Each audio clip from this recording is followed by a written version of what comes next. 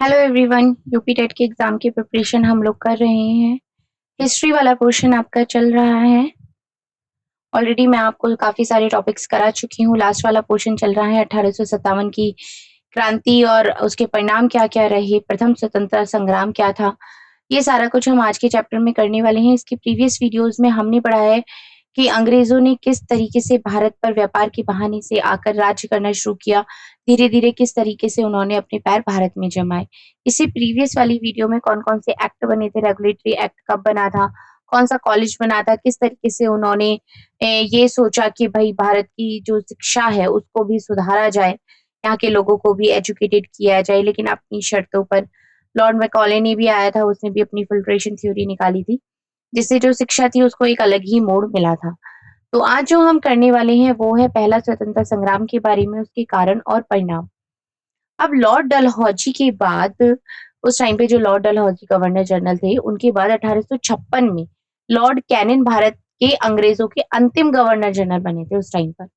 1856 तक गवर्नर जनरलों की अपनी अपनी नीतियों के कारण भारत पर विजय लगभग पूर्ण कर ली थी। मतलब अलग अलग गवर्नर जनरल आ रहे थे, अलग अलग तरीके अपना रहे थे और भारत पर पूरे वो कंट्रोल में था उनके। अब इन्होंने क्या किया था, इन्होंने छल बल, सैन्य बल, अर्थ बल, सब पर इन्होंने अपना शासन चलाया हुआ था। 1757 में प्लासी के युद्ध के टाइम पर किसान, कारीगर, शिल्पकार, राजा और सिपाहियों व अंग्रेजों के बीच विवाद उत्पन्न होने लगे थे। कब से? 1757 से स्टार्टिंग तो हो गई थी, लेकिन धीरे धीरे और भी अलग अलग जगह पर विद्रोह हुए। जैसे कि सबसे पहला जो विद्रोह हुआ था वो सन्यासी और फकीरों के द्वारा हुआ था, धार्मिक पुनरुत्थान के लिए बंगाल में विद्रोह हुआ था, क्योंकि इन्होंने जो धार्मिक यात्राएं थी उनके ऊपर टैक्स लगाना शुरू कर दिया था। सिपाहियों का विदेशी शासकों और विदेशी प्रशासन के विरुद्ध भी विद्रोह शुरू हो गया था। मध्य प्रदेश की अगर बात करते हैं तो भील, बंगाल, बिहार में संथालों, उड़ीसा में कोल, गोंड, मेघालय की खासी, जितनी भी जनजातियां थी ये भी अंग्रेजों के शोषण के विरुद्ध विद्रोह करने लगी थी। लेकिन ये क्या हो गया था, ये जितने भी विद्रोह हो रहे थे ना, ये स्थानीय होने के कारण, पारस्परिक समन्वय के अभाव के कारण अंग्रेज लोग क्या करते थे, इनका आसानी से दमन कर देते थे। ये लोग विद्रोह करते थे लेकिन वो उसको दबा देते थे। तो अंग्रेजों की जो दमन नीति के खिलाफ भारतीय जो क्रांतिकारी थे उनका विद्रोह जारी रहा और 1857 में सबसे पहले ये विद्रोह की योजना बनाई गई अंग्रेजों के खिलाफ। इस प्रकार का जो विद्रोह हुआ था वो 1857 की क्रांति के नाम से जाना जाता है। अब जो भी जनता थी वो बहुत ही ज्यादा असंतोष थी। उत्तर तथा मध्य भारत में ब्रिटिश राज्य को कुछ समय के लिए लगभग समाप्त कर दिया था। अब 1857 की क्रांति क्या थी? अगर हम 150 वर्षों में अंग्रेज शासन ने सभी संस्थानों में राजनीतिक हो गए, धार्मिक, सामाजिक, न्यायिक दखल दिया था। इसमें भारत में प्रभुत्व वर्ग वालों को सीधे ठेस पहुंची थी। शासक और जनता के बीच संदेह का माहौल बन गया था और इसके बहुत सारे कारण थे 1857 ईस्वी की क्रांति के कारण। इसमें पहला था आपका आर्थिक कारण। अब आर्थिक कारण क्या था? जो कि ब्रिटिश औपनिवेशिक शक्ति हो गई या भारतीय उपनिवेशों की अर्थव्यवस्था को अपनी अर्थव्यवस्था का पूरक बना रही थी। मतलब भारत जो था उपनिवेश राज्य था, इंग्लैंड जो था विदेशी साम्राज्य को आवश्यकता के अनुसार अपना कच्चा माल, जो कि कपास हो गया, नील हो गया, वो देता था। अब जो कच्चे माल से मशीनों से ज्यादा सस्ती वस्तुएं बनाकर वो हमारे ही देशवासियों को ऊंचे मूल्यों पर बेचते थे। कारण है ये आर्थिक कारण। दूसरा, इसमें ऊंची दरों पर भी टैक्स लगा देते थे। भारतीय वस्त्र उद्योग निर्यात बहुत ही ज्यादा इससे प्रभावित हुआ था। जो भारतीय शिल्प थी उसकी दशा बिगड़ती गई। अंग्रेजों ने इसके विकास के लिए बिल्कुल भी ध्यान नहीं दिया। अंग्रेजी शासकों ने भारतीय जितने भी कुटीर उद्योग थे उनको तहस नहस कर दिया। भारत की जो उद्योगों की स्थिति थी वो बहुत जल्दी ही क्षीण हो गई और कारीगरों की भी स्थिति खराब हो गई।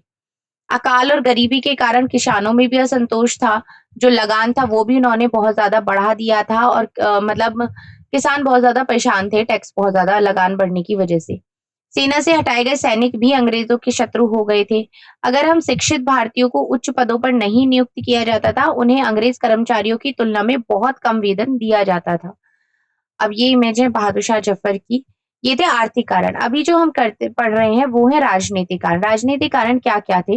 जैसे कि भारत में राजनीतिक सत्ता वास्तविक रूप से अंग्रेजों के हाथ में ही थी, लेकिन फिर भी शासन दिल्ली के मुगल बादशाह के नाम पर ही चलता था। मतलब नाम सिर्फ उसका था और कंट्रोल अंग्रेजों का था। देश की एकता के प्रतीक था। अंग्रेजों ने जो उस टाइम पे जो मुगल सम्राट बहादुर शाह जफर था उसके साथ बहुत ही ज्यादा अपमानजनक व्यवहार किया था। 1835 में कंपनी के सिक्कों से मुगल सम्राट का नाम भी हटा दिया गया था। लॉर्ड डलहौजी की जो विलय नीति थी उसके तहत देशी राज्यों को ब्रिटिश राज्य में किसी न किसी बहाने से मिलाया जाता था और सबको ब्रिटिश राज्य में मतलब एक तरीके से आ ही गए थे। ये एक पक्षीय निर्णय लेते थे, मतलब सिर्फ अपने अपना संतुष्टि रहे वो वाले निर्णय लेते थे, जिसके चक्कर में इनकी नीति के कारण सतारा, झांसी, नागपुर दूसरे राज्य अंग्रेजों के कब्जे में आ गए थे। डलहौजी ने क्या करा था, जो पेशवा बाजीराव के दत्तक पुत्र नाना साहेब की जो वार्षिक पेंशन थी वो भी बंद कर दी थी। ये सारी चीजें हम प्रीवियस चैप्टर्स में पढ़ चुके हैं डिटेल में। और जो नाना साहब थे और उनके राज्य के और भी लोग थे वो भी अंग्रेजों के शत्रु हो गए थे।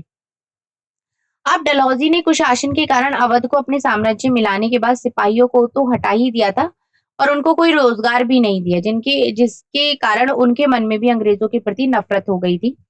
अंग्रेजों के द्वारा जितने भी जमींदार हो गए या तालुकेदार हो गए, भूमि का मालिक जिनको बनाया गया था, उनमें भी मनमानी ढंग से वो लगान लेते थे, जिससे कि किसानों में भी असंतोष था। जो ब्रिटिश न्याय प्रणाली थी, भारतीय कानूनों को अनदेखा करती थी और भारत के लिए बहुत ही खर्चीली, पेचीदी और लंबी प्रक्रिया वाली हो गई थी। मतलब जो भारतीय शासन था वो ऊंचा पद प्राप्त ही नहीं कर सकता। अगर कोई यहाँ पे योग्य भी है, पढ़ा लिखा भी है, तो उसको कोई सम्मान नहीं मिलता था। तो इससे क्या होता था, भारतीयों के बीच में बहुत ही ज्यादा असंतोष बढ़ गया था। अब अंग्रेजों ने जितने भी सारी चीजें लगाए थे, बंधन हो गए, अपमान भारतीयों के लिए, अब सहन नहीं हो पा रहे थे। ठीक है, ये राजनीतिक कारण हो गया। अब आता है सामाजिक और धार्मिक कारण क्या थे। जैसे कि अंग्रेज हो गए, भारत की अशिक्षा, सामाजिक अनेकता, व्यापक कुरीतियों के साथ साथ आर्थिक पिछड़ेपन और भारत की जो शासन अधिकार समाप्त होने से भारत को तुच्छ समझने लगे थे कि भाई ये तो बेकार है, एवं आप किसी काम के नहीं बचे हैं, जितना लूट सकते हो उतना लूटो। अब सामान्य लोगों को जो पाश्चात्य शिक्षा दिलाना, भारतीयों को ईसाई बनाने की अंग्रेजों की चाल समझी जाने लगी थी। मतलब ये क्या कर रहे थे, लोगों को क्रिश्चियन बना रहे थे, इनको हिंदू धर्म ही खत्म कर रहे थे। अब अंग्रेजों द्वारा जो पहली रेल तथा डाक व्यवस्था को भारतीयों ने अपने धर्म के खिलाफ और ईसाइयों के प्रचार प्रसार की चाल समझा। ईसाई मिशनरी स्कूल वो हिंदू मुसलमानों को धर्म परिवर्तन करने लगे थे और इस्लाम की खुलेआम वो निंदा भी करने लगे थे। ब्राह्मण हो गए, मौलवी हो गए, शिक्षा के प्रसार प्रभाव के कारण अपनी पकड़ और प्रभाव कम होने की आशंका करने लगे थे। 1850 में कंपनी में एक कानून पास किया था, जो कि ईसाई हो जाएगा उसके पैतृक संपत्ति का भागीदार बनाया जाएगा।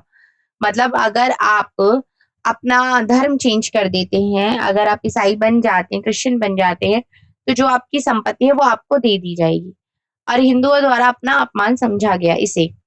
अब उसके साथ-साथ आपका आता है सैन्य कारण। सैन्य कारण क्या थे? सेना में भारतीयों के साथ भेदभाव किया जाता था, ऊँचे पदों पर नहीं रखा जाता था, वेतन और सुविधाएँ जो थी अंग्रेजों की सैनिकों की अपेक्षाकृत बहुत कम दी जाती थी। अंग्रेज नई राइफल का प्रयोग करते थे, जिसमें कि जो कारतूस थे वो गाय और सूअर की चर्बी लगी होने की अफवाह भी फैली थी। हिंदू और मुसलमान दोनों की धार्मिक भावनाओं को ठेस पहुंची और इस बात ने भी अंग्रेजों के खिलाफ विद्रोह में चिंगारी का काम किया था।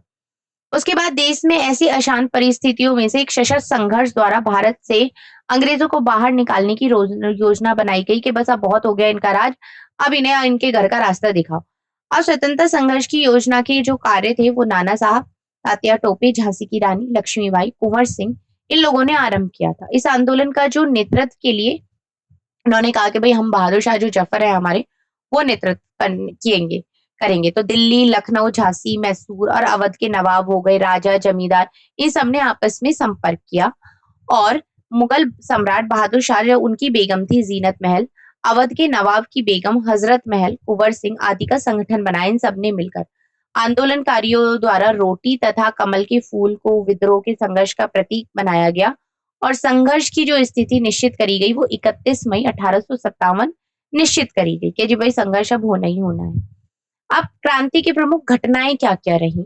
बैरकपुर में लॉर्ड कैनिंग ने चर्बी युक्त कारतूस के प्रयोग के लिए भारतीय सैनिकों के साथ धोखा किया। 29 मार्च को 1857 को बंगाल छावनी के सिपाही मंगल पांडे ने कारतूस के प्रयोग से मना कर दिया और यह खबर अपने आदमियों को भेज दी कि भाई यहाँ पर ये जो कारतूस हैं इनमें चर्बी का प्रयोग किया जा रहा है। तो इन्होंने क्या किया, मंगल पांडे को फांसी दे दी।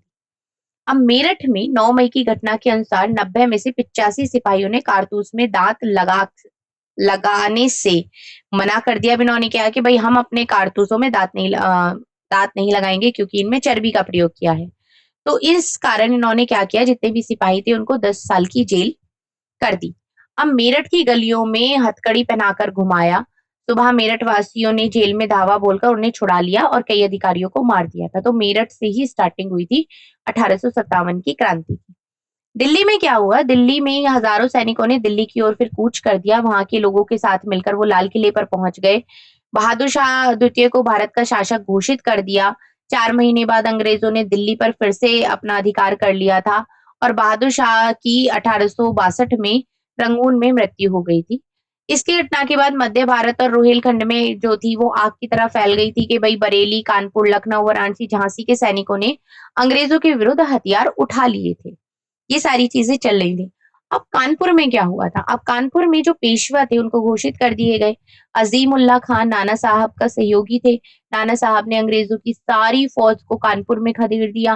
नाना साहब ने आत्मसमर्पण करने वाले सिपाहियों को भी छोड़ दिया। अंग्रेज जितने भी सिपाही थे नाना साहब सुरक्षित इलाहाबाद में भेज रहे थे, क्योंकि जैसे ही ये लोग नाव पर बैठे वैसे ही नाना साहब के आदमियों ने उन पर आक्रमण करके महिलाओं और बच्चों को छोड़कर सभी को मार डाला। जो अंग्रेज जर्नल थे हैवलॉक ने कानपुर पर कब्जा करके नाना साहब को नेपाल भेज दिया।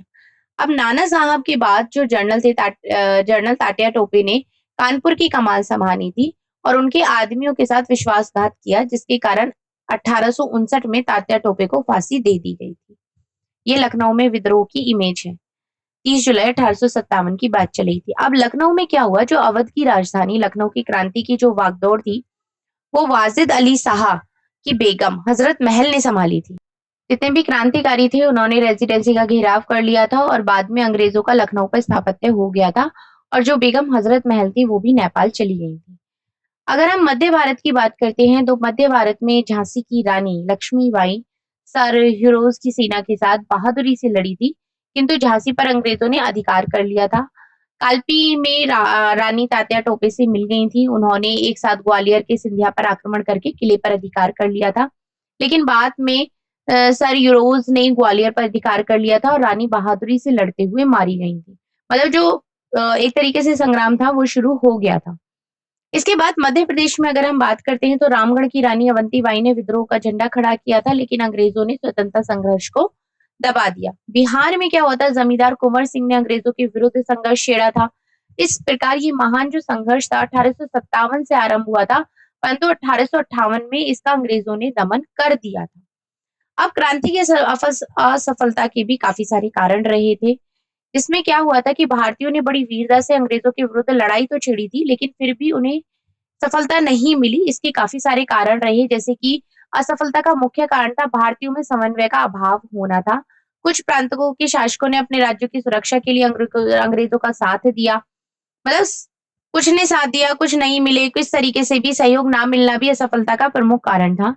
अगर हम इंदौर, ग्वालियर, हैदराबाद के नरेश क्रांतिकारियों का साथ देते तो शायद स्थिति कुछ और ही होती। इंदौर, ग्वालियर, हैदराबाद इन्होंने साथ नहीं दिया। क्रांति में योग्य और कुशल नेतृत्व का अभाव था। बहादुर शाह विद्रोह के समय लगभग 80 वर्ष के थे, तो प्रत्येक क्रांतिकारी नेता ने अपने ढंग से क्रांति का संचालन किया था। अंग्रेजों ने सिख फौज की मदद से 1857 की क्रांति को दबा दिया था। अब भारतीयों की तुलना में अंग्रेज सैनिकों के पास अच्छे किस्म के हथियार भी थे। अंग्रेजी सेना ने नई राइफल्स का प्रयोग बड़े अच्छे ढंग से किया और जबकि भारतीय सेनाओं के पास गोला बारूद की भी कमी थी। अब ये जो क्रांति हुई थी इसके परिणाम क्या क्या थे? 1857 का पहला स्वतंत्रता संग्राम भारतीय इतिहास की महत्वपूर्ण घटना थी। एक युग का अंत कर दिया था और नवीन युग के बीज बोए गए थे। प्रादेशिक विस्तार के स्थान पर हम आर्थिक शोषण का युग भी प्रारंभ हुआ था। अब अगर हम बात करते हैं तो जो विद्रोह था वो पूरी तरीके से दमन हो गया था। भारत में अंग्रेजी साम्राज्य को जड़ से हिला दिया था इस विद्रोह ने। दोबारा ऐसी घटना ना हो इसलिए ब्रिटिश शासन को व्यवस्थित और सुदृढ़ करने के लिए महारानी विक्टोरिया ने 1858 में अपने घोषणा पत्र में कुछ नीतियां जारी करी और ये दोहरा नियंत्रण समाप्त हो गया। ब्रिटिश सरकार सीधे भारतीय मामलों के लिए उत्तरदायी अब हो गई थी। अब जैसे कि इस क्रांति ने भारतीयों में राष्ट्रीय भावना का संचार किया। उन्होंने अपनी मातृभूमि को विदेशी शासकों से मुक्ति दिलाने के लिए प्रेरित भी किया गया। अगर हम और भी जानकारी लेते हैं तो 1857 की क्रांति के बाद भारतीय राजनीतिक और आर्थिक रूप से पहली बार लंबे इतिहास में किसी विदेशी ताकत पर निर्भर हो गया था। इलाहाबाद के मिंटो पार्क में 1 नवंबर 1858 को लॉर्ड कैनिंग ने महारानी विक्टोरिया का घोषणा पत्र जारी कर दिया था। तो ये चैप्टर यहाँ पर कंप्लीट होता है। आपको समझ में आ गया होगा कि किस तरीके से जो 1857 की क्रांति थी उसकी स्टार्टिंग हुई थी, कैसे कैसे बाकी की और सारी चीजें यहाँ पर इस चैप्टर से रिलेटेड कुछ क्वेश्चन आंसर्स हैं वो भी एक बार देख लेते हैं कि 1857 की क्रांति की तिथि क्या निश्चित करी गई थी, किस मई 31 मई 1857। दूसरा उसके बाद आपका आ जाता है कि बहादुर शाह द्वितीय की मृत्यु कहाँ हुई थी, रंगून में। और अगर हम बाकी के और क्वेश्चंस भी देखते हैं तो 1835 ईस्वी में कंपनी के सिक्कों से किसका नाम हटा दिया गया था, तो बहादुर शाह जफर का नाम जो था उस टाइम पे शासक था उसकी नाम हटा दिया गया था। 1857 क्रांति की शुरुआत कहाँ से हुई थी, मेरठ से हुई थी। बंगाल छावनी के किस सिपाही ने सिपाही का प्रयोग करने से मना कर दिया था, मंगल पांडे ने मना कर दिया था और ये खबर फैला दी थी कि यहाँ पे जो है वो चर्बी का प्रयोग किया गया है, जिससे कि बाकी सारे सिपाहियों ने भी उसका प्रयोग करने से मना कर दिया था और इसके लिए मंगल पांडे को फांसी दे दी गई थी। इसके 4 चरण कारण हो गए, इसकी असफलता के कारण हो गए। ये सारा कुछ मैं आपको बहुत ही डिटेल में पढ़ा चुकी हूँ। तो ये चैप्टर आपको समझ में आ गया होगा। इस चैप्टर से रिलेटेड फिर भी कोई डाउट है तो आप कमेंट करके पूछ सकते हैं। और अगर वीडियोस हेल्पफुल लग रही हैं यूपी टेट के एग्जाम के लिए तो आप चैनल को सब्सक्राइब भी कर सकते हैं। Thank you so much.